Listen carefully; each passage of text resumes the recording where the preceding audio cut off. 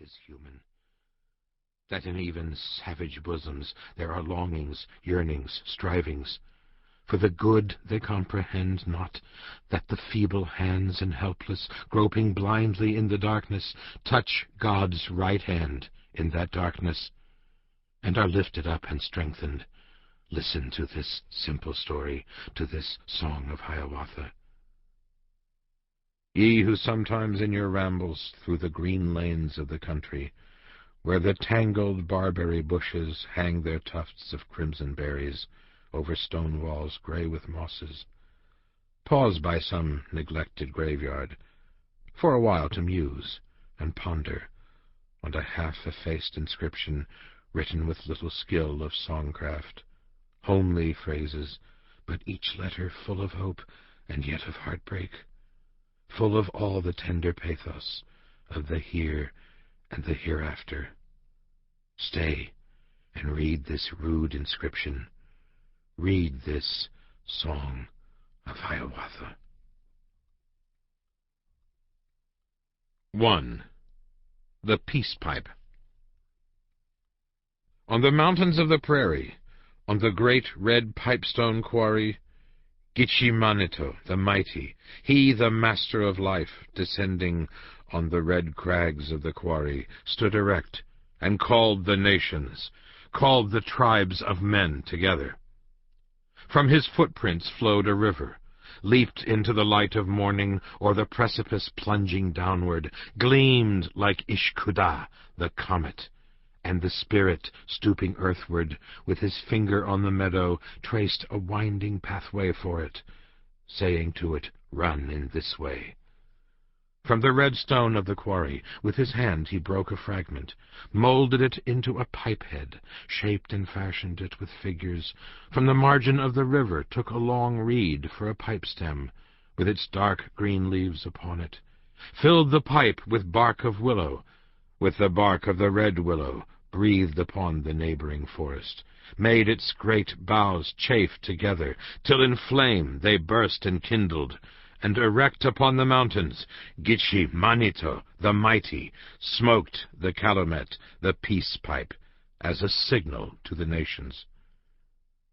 And the smoke rose slowly, slowly, through the tranquil air of morning, first a single line of darkness, then a denser, bluer vapor, then a snow-white cloud unfolding, like the tree-tops of the forest, ever rising, rising, rising, till it touched the top of heaven, till it broke against the heaven, and rolled outward all around it. From the vale of Tawasenta, from the valley of Wyoming, from the groves of Tuscaloosa, from the far-off Rocky Mountains, from the northern lakes and rivers, all the tribes beheld the signal, saw the distant smoke ascending, the pukwana of the peace pipe. And the prophets of the nations said, "Behold it, the pukwana, by the signal of the peace pipe, bending like a wand of willow, waving like a hand that beckons. Gitche Manito, the mighty, calls the tribes of men together, calls the warriors to his council." Down the rivers, o'er the prairies, came the warriors of the nations, came the Delawares and Mohawks, came the Choctaws and Comanches, came the Shoshones and Blackfeet, came the Pawnees and Omahas, came the Mandans and Dakotas, came the Hurons and Ojibways, all the warriors drawn together by the signal of the peace pipe, to the mountains of the prairie, to the great red pipestone quarry. And they stood there on the meadow, with their weapons and their war gear, painted like the leaves of autumn, painted like the sky of morning, wildly glaring at each other.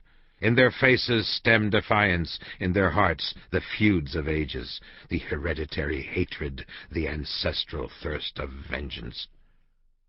Gitche Manito, the mighty, the creator of the nations, looked upon them with compassion, with paternal love and pity, looked upon their wrath and wrangling, but as quarrels among children, but as feuds and flights of children.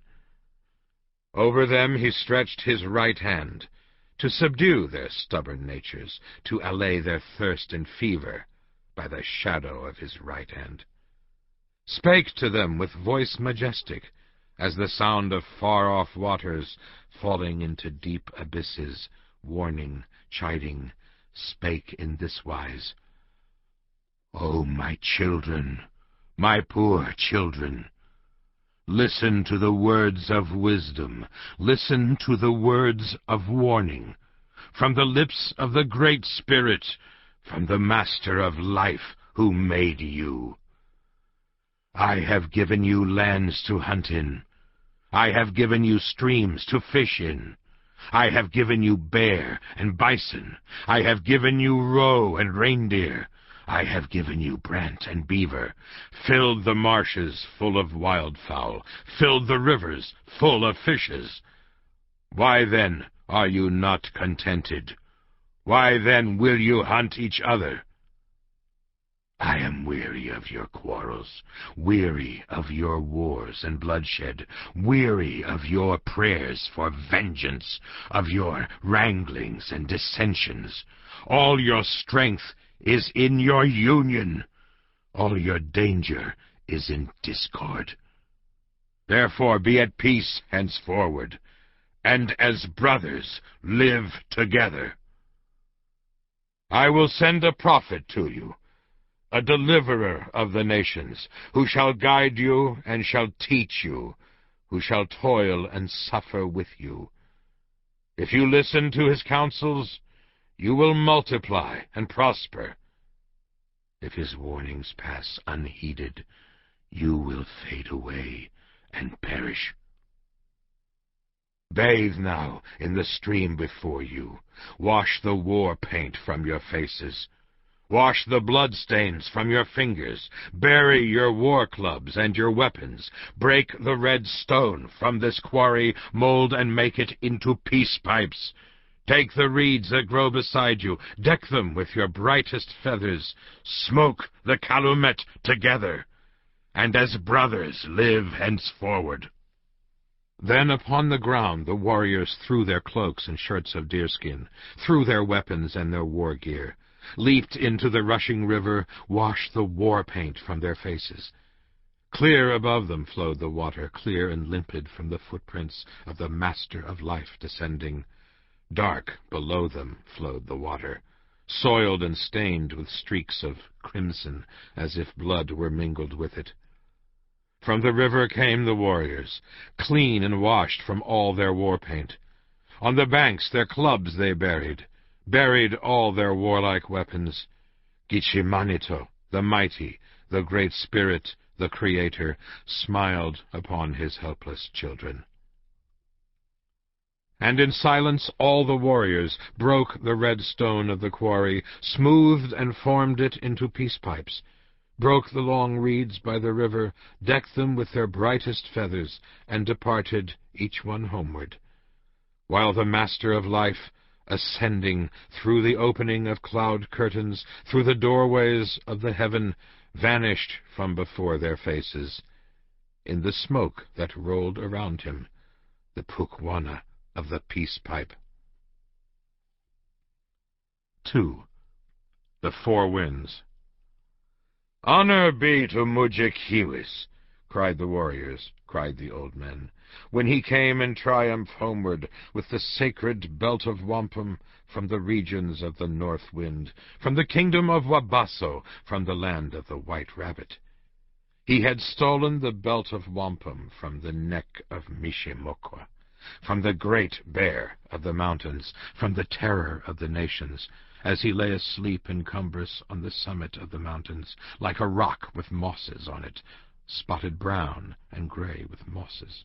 Silently he stole upon him, till the red nails of the monster almost touched him, almost scared him, till the hot breath of his nostrils warmed the hands of Mudjekeewis, as he drew the belt of wampum over the round ears that heard not, over the small eyes that saw not, over the long nose and nostrils, the black muffle of the nostrils, out of which the heavy breathing warmed the hands of Mudjekeewis.